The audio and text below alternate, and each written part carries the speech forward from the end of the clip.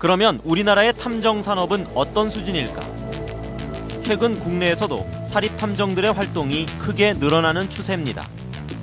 한 사립탐정 사무실. 가출 중학생을 찾기 위한 작전회의가 진행 중입니다. 추적 작업이 시작됐습니다. 쫙 돌아가지고 일단은 뭐 이잡듯이 뒤집어라고 일단. 여기저기 탐문 조사를 하던 중 가출한 아들로 보이는 학생이 PC방에 있다는 제보가 아버지에게 들어왔습니다. 탐정팀은 아버지와 함께 현장에 긴급 출동해 엿새 만에 아들을 찾아냈습니다. 안 춥냐? 경북 구미에서 슈퍼마켓을 운영하는 한 부부는 지난 13일 실종된 여대생 딸을 찾아달라며 황급히 사립탐정을 찾았습니다. 많이 걱정됐어. 저녁은 도와줘. 저녁은 맨날 잠도 못 자고 낮에도 내 울관자 손님 다 떨어지고 내 울고 있으니까 분명히 지나보는 그 남자는 있지 싶어요. 안 맞는 제 생각인데. 부모는 경찰에 먼저 수사를 요청했지만 열흘이 넘도록 성과가 없자 사립탐정을 고용하게 됐다고 말합니다. 경찰에서도 좀 알았을 거 아니에요? 경찰도 해놨는데 오늘 어저께 뭐 대구로 보냈다 그런데 서류. 가출이나 실종 사건 말고도 사립탐정들의 활동 영역은 다양합니다. 사립탐정 원린수 씨는 요즘 잘못된 교통사고 조사로 옥살이까지 했다고 주장하는 이수재 씨를 돕고 있습니다. 열심히 해볼게요. 이 씨의 주장은 지난 2003년 다른 사람이 운전하는 차를 타고 가다 사고가 나 운전자는 사망하고 자신은 오른쪽 머리 부분이 움푹 파이는 중상을 입었다는 겁니다. 그런데 경찰 조사 결과 조수석에 타고 있던 이 씨가 운전자로 뒤바뀌는 바람에 사고 책임을 떠안게 됐다고 주장합니다. 아예 운전대를 안 잡았죠.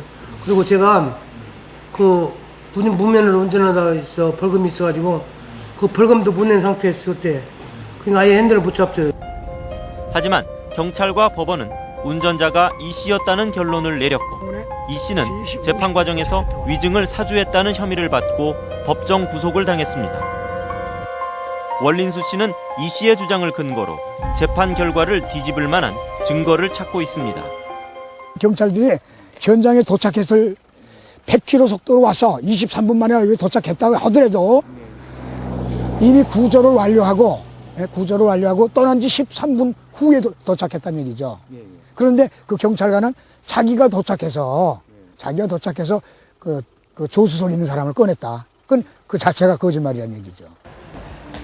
사립탐정에 도움을 청하는 사람이 많은 건 그만큼 경찰이나 검찰에서 해결해 줄 수 없는 답답한 사건들이 많다는 얘기입니다. 지난 95년 당시 집 앞에서 놀던 5살 난 딸을 잃어버린 뒤 15년째 찾아다니고 있는 조병세 씨. 하늘아 너 어디 가니? 그랬더니 씩 웃으면서 그 밑으로 계속 내려가더래요.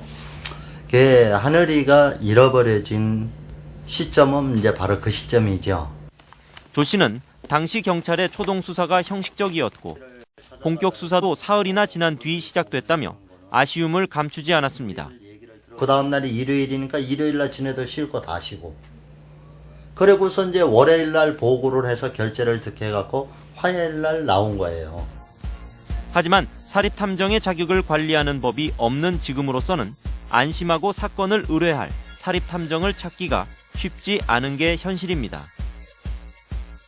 조병세 씨는 딸을 반드시 찾아준다는 흥신소에 속아 수백만 원을 뜯겼던 일을 생각하면 아직도 분이 풀리지 않습니다.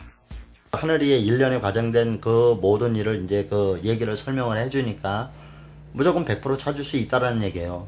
그럼 알았다. 그렇게 해서 이제 계약금을 걸고 계약금 300에 이제 처음에 장비를 사야 된다 그래서 500 지불한 거. 이 같은 폐해 때문에 사립탐정 제도를 일본처럼 양지로 끌어올려 자격증 제도로 운영하자는 주장도 나옵니다. 국회엔 이미 2개의 사립탐정 공식화 법안들이 계류 중에 있습니다. 자격이 있고 일정한 교육을 받은 분들이 이 업무에 종사할 수 있고 자격증이 있는 분들 하게 되면 많은 분들이 이 업에 또 진입할 거 아닙니까? 그러게 되면 수요 공급 원리상 가격도 아주 저렴한 가격으로 서비스 봉사를 받을 수 있다고 보여집니다. 그러나 사립탐정 제도가 도입되면 사생활 침해가 늘어날 수 있다며 자격 요건과 허용할 수 있는 업무를 신중하게 지정해야 한다는 신중론도 적지 않습니다. 이 법이 통과됐다고 해서 뭐 도청을 한다든가 어떤 뭐 이메일을 열어본다든가 개인 정보를 함부로 열람한다 이런 건 절대적으로 안 된다는 거죠. 사생활 침해 그게 가장 큰 거예요.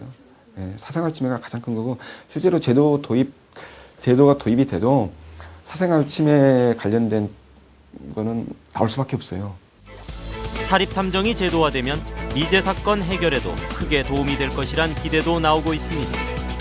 그만큼 억울한 범죄 피해자가 줄어들고 새로운 일자리의 창출 효과도 예상됩니다. 섣불리 도입할 경우 사생활 침해와 같은 문제도 우려되지만 이미 미국, 일본 등 해외 사립탐정 회사들이 수조 원의 국내 시장을 넘보고 있는 상황에서 올해 관련 법안이 통과될지 주목되고 있습니다.